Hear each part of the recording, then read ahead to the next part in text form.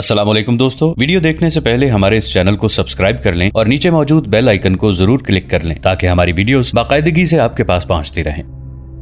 वो पहाड़ियों से घूमकर चश्मे की तरफ गए तो वहां दो लड़कियां बिल्कुल नंगी नहा रही थीं और एक दूसरी पर हाथों से पानी फेंक रही थी। हबीबुल कुद्दूस रुक गया और उसने मुंह दूसरी तरफ फेर लिया। लड़कियां चीखती भाग गईं। उस वीराने में ऐसी हसीन और बरहना लड़कियां जिन और चुड़ैलें लगती थीं।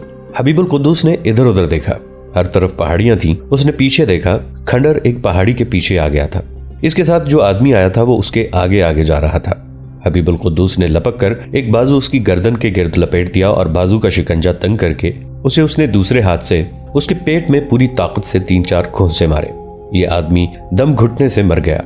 हबीबुल कुद्दूस ने उसे घसीट कर एक घनी झाड़ी के पीछे फेंक दिया और खुद भाग उठा। उसने एक पहाड़ी से रास्ता देख लिया था।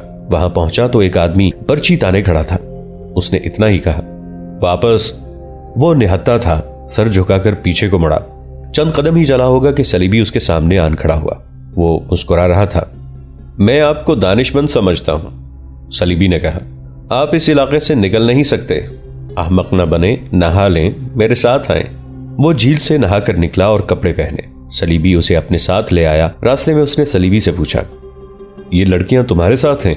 इस वीराने में ऐसी रौनक साथ रखना जरूरी है, सलीबी ने कहा। क्या आपकी 3 बीवियां नहीं? अगर आपको उनके साथ दिलचस्पी नहीं तो न सही, आप अगर तन्हाई या घबराहट महसूस करें तो इन लड़कियों में से किसी को भी अपने साथ रख सकते हैं। इतने में एक लड़की नाश्ता लेकर आ गई। हबीबुल कुद्दूस उसे देखता ही रहा। लड़की उसके पास बैठ गई और सलीबी बाहर निकल गया। लड़की ने बातों और अदाओं से उस पर तिलिस्म तारी कर दिया। बहुत देर बाद जब सलीबी वापस आया तो लड़की चली गई तो हबीबुल कुद्दूस को अफसोस सा हुआ। आप आजाद मिस्र के सालारे आला होंगे, सलीबी ने उसे कहा। आपके दस्तों में जो 3000 प्यादे और 2000 सवार हैं वो आपके मुरीद हैं। आप उनकी मदद से मिस्र की हुकूमत पर कब्जा कर सकते हैं। सलाहुद्दीन अय्यूबी हमला करेगा तो क्या मैं उन्हीं दस्तों से मिस्र को उससे बचा लूंगा? सुडानी मुसलमान जो कभी मिस्र की फौज में हुआ करते थे हमारे साथ होंगे, सलीबी ने कहा। सलाहुद्दीन अय्यूबी की फौज में जो मिस्री हैं उन तक हम खबर पहुंचाएंगे कि ये खाना जंगी नहीं बल्कि मिस्र को आजाद कराने के लिए लड़ रहे हैं। आप अपने दस्तों से बगावत कराएं। आपको जंगी ताकत देना हमारा काम है। उस आदमी ने लंबी तफसील से उसे अपना मंसूबा बताया। हबीबुल कुद्दूस अब इनकार नहीं कर रहा था बल्कि यूं सवाल कर रहा था जैसे वो कायल हो गया हो। मैं वापस काहिरा नहीं जाऊंगा तो बगावत कैसे कराऊंगा? हबीबुल कुद्दूस ने पूछा। आप वापस नहीं जाएंगे, सलीबी ने कहा। आप यहीं से अपने काबिल एतमाद साथियों को पैगाम देंगे, उसका इंतजाम हम करेंगे। आपने हमारे कीमती आदमी को मार डाला है, हम आपको कत्ल कर सकते हैं। हमारे बाजू इतने लंबे हैं कि आपके खानदान के बच्चे बच्चे को कत्ल कर सकते हैं। अगर आपने हमें धोखा दिया तो हम ऐसा करके दिखा भी देंगे, फिर मुझे यहाँ लंबे अरसे के लिए रुकना पड़ेगा, हबीबुल कुद्दूस ने कहा। कुछ अरसा तो लगेगा, सलीबी ने जवाब दिया। मेरी एक जरूरत पूरी कर दो, हबीबुल कुद्दूस ने कहा। तुमने मुझे 2 लड़कियां पेश की हैं, मैं गुनाह से बचना चाहता हूँ। ऐसा भी हो सकता है कि मैं इतनी हसीन लड़की में उलझकर अपना असल मकसद भूल जाऊं। इसकी बजाय ये इंतजाम कर दो कि मेरी सबसे छोटी बीवी को, जिसका नाम जहरा है, यहाँ ले आओ। उसे मैं पैगाम रसानी के लिए भी इस्तेमाल कर सकूंगा। उसे अगवा करना पड़ेगा, सलीबी ने कहा। अगर उसे हम ये कहेंगे कि आप बुला रहे हैं तो वो हम पर एतबार नहीं करेगी, वो हमें पकड़वा भी सकती है। हम आपको इसका जो नेबल बदल दे रहे हैं आप उसे कबूल कर लें और पैगाम रसानी के लिए अपने किसी आदमी का अता पता दे दें, फिर मुझ पर एतमाद करो, हबीबुल कुद्दूस ने कहा। मुझे काहिरा पहुंचा दो, मैं 1 माह के अंदर बगावत कर दूंगा। ये नहीं हो सकता, सलीबी ने कहा। मोहतरम, हम जो कुछ कर रहे हैं वो मिस्र के मफाद में है और इसमें आपका भी फायदा है। मैं या मेरी तंजीम का कोई भी फर्द मिस्र का हुक्मरान बनने का ख्वाब नहीं देख रहा। आप समझने की कोशिश करें। मैं समझ गया हूँ, हबीबुल कुद्दूस ने कहा, और मैं सोच समझ कर बात कर रहा हूँ। मेरी बीवी जहरा तक मेरा पैगाम पहुंचाओ कि मेरे पास आ जाए। जो काम वो कर सकती है वो कोई और नहीं कर सकता। उसके आने के बाद देखूंगा कि इस मंसूबे को किस तरह कामयाब बनाया जा सकता है। वो एक भिखारन थी जिसने जहरा को रास्ते में रोक लिया था। वो 2-3 दिनों से देख रही थी कि जहरा हबीबुल कुद्दूस के घर से हर रोज बाद दोपहर अपने माँ बाप के घर जाती है। भिखारन ने उसके आगे हाथ फैलाकर कहा, नायब सालार हबीबुल कुद्दूस ने आपको बुलाया है। ये उनके हाथ की तहरीर है। जहरा ने कागज हाथ में लेकर तहरीर पढ़ी। ये उसके खाविंद के हाथ की थी। भिखारन ने कहा, वो जहां कहीं भी हैं खुद गए हैं। इतने बड़े आदमी को कोई उठाकर नहीं ले जा सकता। वो सिर्फ आपको चाहते हैं और कहते हैं कि जहरा के बगैर मैं जिंदा नहीं रह सकता। और मैं आपको ये भी बता दूं कि आपने मुझे पकड़वाने की कोशिश की या कोतवाल को इत्तला दी तो दोनों को कत्ल कर दिया जाएगा। हबीबुल कुद्दूस के पास आपका जाना जरूरी है। میں تم پر کس طرح اعتبار کر لوں؟ زہرا نے پوچھا۔ میں بھکارن نہیں، عورت نے جواب دیا، یہ میرا بہروپ ہے۔ میں بھی آپ کی طرح شہزادی ہوں، ہمارا مقصد نیک اور مقدس ہے، آپ دل میں کوئی وہم نہ رکھیں۔ اس عورت نے اور بھی بہت سی باتیں کی جن سے زہرا متاثر ہو گئی۔ اس نے اس عورت کے کہنے کے مطابق رات کو ایک جگہ چوری چھپے پہنچنے کا وعدہ کر دیا۔ اس نے اس ڈر سے کسی سے ذکر نہ کیا کہ اس عورت نے کہا تھا کہ اس کی اور اس کے خاوند کی زندگی اور موت اور مصر کی آزادی اور غلامی کا سوال تھا۔ اسے رات مقرر کی ہوئی جگہ زیادہ انتظار نہ کرنا پڑا۔ دو آدمی جنہیں وہ اندھیرے کی وجہ سے پہچان نہ سکی اس بھکارن کے ساتھ آئے۔ بھکارن کو اس نے آواز دے کر پہچانا، مگر وہ اب بھکاریوں کے بہروپ میں نہیں تھی، وہ کوئی جوان اور خوبصورت عورت تھی۔ اس نے زہرا سے کہا، اللہ کے بھروسے پر ان کے ساتھ چلی جاؤ، دل میں کوئی ڈر نہ رکھنا۔ اسے ایک گھوڑے پر بٹھایا، وہ دونوں بھی گھوڑے پر سوار ہوئے اور زہرا ایک ایسے سفر پر روانہ ہو گئی جس کی منزل کا اسے علم نہ تھا۔ عورت وہیں کھڑی رہی۔ شہر سے دور جا کر سواروں نے زہرا سے کہا کہ اس کی آنکھوں کی پٹی باندھنا ضروری ہے۔ زہرا ان میں اکیلی تھی، مزاحمت نہیں کر سکتی تھی، اس کی آنکھوں پر پٹی باندھ دی گئی۔ 2 روز بعد پتہ چلا کہ نائب سالار حبیب القدوس کی چھوٹی بیوی بھی لاپتہ ہو گئی ہے۔ سراغ رسانوں نے ابتدائی تفتیش کی تو وہ ماننے کو تیار نہ ہوئے کہ اسے اغوا کیا گیا ہے۔ حبیب القدوس کے متعلق ہر کوئی جانتا تھا کہ وہ صلیبیوں یا سوڈانیوں کے پاس چلا گیا ہے۔ اب لوگ یہ بھی کہنے لگے کہ اس کی بیوی بھی اس کے پاس چلی گئی ہے۔ کسی کو معلوم نہ ہو سکا کہ وہ کس وقت اور کس طرح گئی ہے۔ اس وقت تک وہ حبیب القدوس کے پاس پہنچ چکی تھی۔ اس کی آنکھیں اس کمرے میں کھولی گئی تھیں جہاں اس کا خاوند اس کے سامنے کھڑا تھا۔ وہ پوری رات اور اگلا آدھا دن سفر میں رہی تھی۔ راستے میں اسے کھانے پلانے کے دوران آنکھوں سے پٹی کھولی گئی تھی اور اسے ساتھ لے جانے والے آدمیوں نے اس کے ساتھ کوئی بلا ضرورت یا ایسی ویسی بات نہیں کی تھی۔ اسے انہوں نے یہ یقین بار بار دلایا تھا کہ اسے ڈرنا نہیں چاہیے۔ حبیب القدوس کو دیکھ کر اس کی جان میں جان آئی۔ اس کے ساتھ صلیبی بھی تھا۔ حبیب القدوس نے زہرا سے کہا، یہ ہمارا دوست ہے اور اپنے آپ کو یہاں قیدی نہ سمجھنا، تم بہت تھکی ہوئی ہو، آج رات آرام کر لو، کل صبح تمہیں بتائیں گے کہ ہم کیا کرنے والے ہیں۔ تم اکثر کہا کرتی ہو کہ تم مردوں کی طرح جہاد میں شریک ہونا چاہتی ہو، میرے اسی دوست نے تمہارے لیے بڑا اچھا موقع پیدا کر دیا ہے۔ صلیبی انہیں اکیلا چھوڑ کر باہر نکل گیا۔ زہرا ابھی نوجوانی کی عمر میں تھی اور اس کے حسن میں خاصی کشش تھی، جسم چھریرا اور طبیعت میں کچھ شوخی بھی تھی۔ شام سے ذرا پہلے وہ 2 لڑکیاں جنہیں حبیب القدوس نے تالاب میں نہاتے دیکھا تھا اس کے کمرے میں آئیں اور زہرا کو بے تکلف سہیلیوں کی طرح اپنے ساتھ لے گئیں۔ یہ تھا تو ہیبت ناک کھنڈر، لیکن لڑکیاں جہاں رہتی تھیں وہ کمرہ سجا ہوا اور وہاں رنگین فانوس تھے۔ اس کمرے میں کھنڈر کا گمان نہیں ہوتا تھا۔ زہرا تھوڑے سے وقت میں ان میں گھل مل گئی۔ ان میں سے ایک لڑکی نے اسے کہا، تمہارے ماں باپ کتنے ظالم ہیں جنہوں نے ایسی نوخیز کلی کو اس بوڑھے کے قدموں میں پھینک دیا ہے۔ تمہیں اس نے خریدا تو نہیں تھا؟ ہاں، زہرا نے سنجیدہ لہجے میں کہا، اس نے مجھے خریدا تھا، میں بھاگ کر کہیں جا بھی تو نہیں سکتی تھی۔ اگر کوئی پناہ مل جائے تو بھاگ جاؤ گی؟ اگر یہ پناہ میری موجودہ زندگی سے بہتر ہوئی تو میں ضرور بھاگوں گی، زہرا نے کہا اور پوچھا، اس نے مجھے یہاں کیوں بلایا ہے؟ تم کون لوگ ہو؟ کیا یہ مجھے بیچ رہا ہے؟ اگر تم ہمارے پاس آؤ گی تو شہزادی بن کے رہو گی، ایک لڑکی نے اسے کہا۔ ہم تمہیں بتا دیں گی کہ ہم کون ہیں، اس سے پہلے یہ دیکھنا ہے کہ تم ہمارے ساتھ رہنے کے قابل ہو بھی یا نہیں۔ تم ہمارے ساتھ جا کر ہماری طرح کپڑے اتار کر تالاب میں نہا سکو گی؟ اس حیوان سے مجھے آزاد کرا دو تو جو کہو گی کروں گی، زہرا نے کہا۔ ایک آدمی زہرا کو کھانے کے لیے بلانے آ گیا۔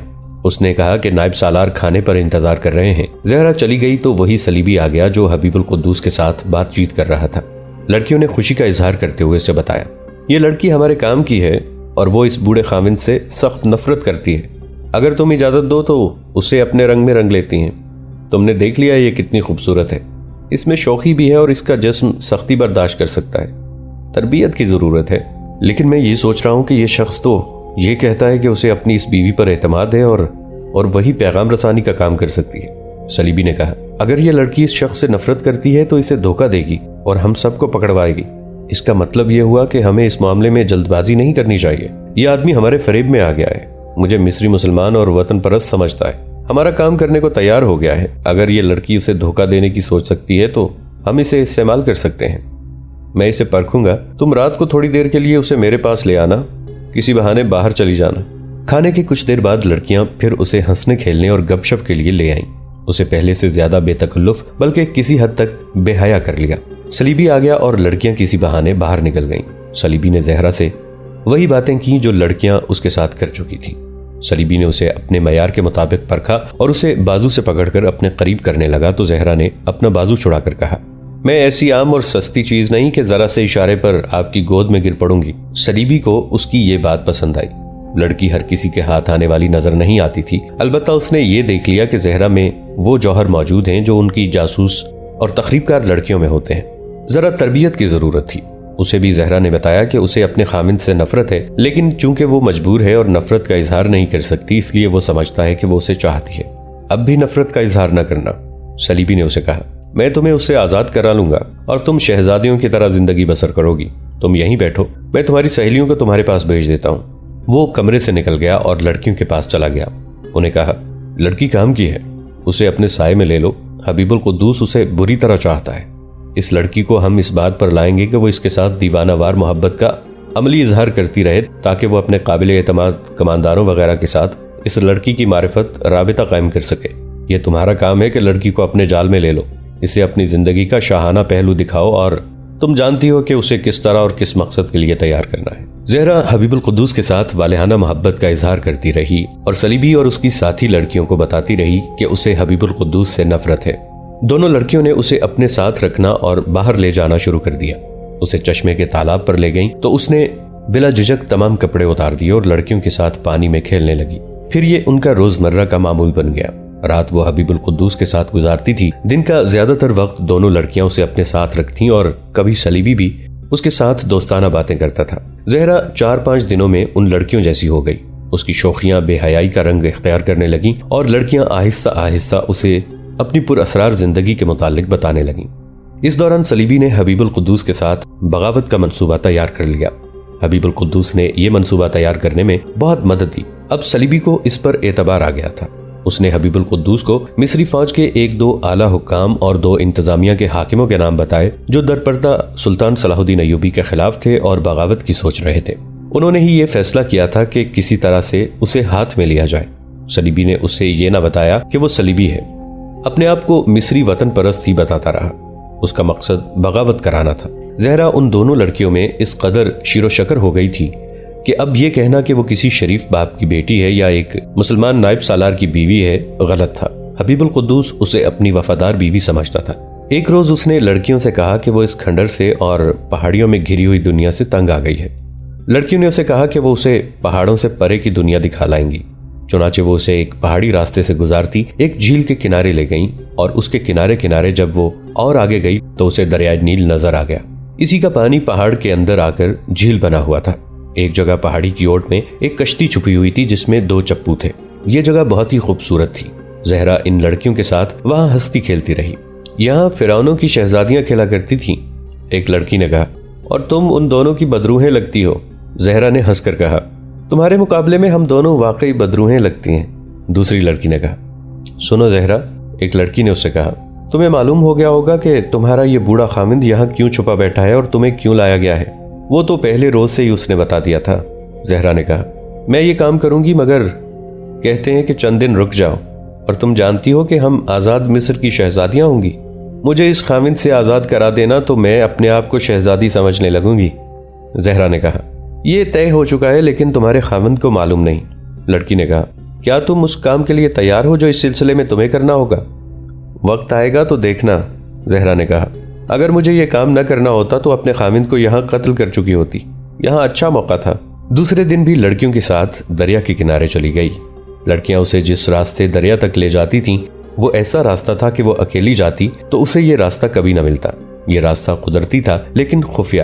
زہرا نے انہیں 1-2 بار کہا تھا کہ کشتی پر دریا میں چلیں گے، لیکن لڑکیوں نے اسے روک دیا تھا۔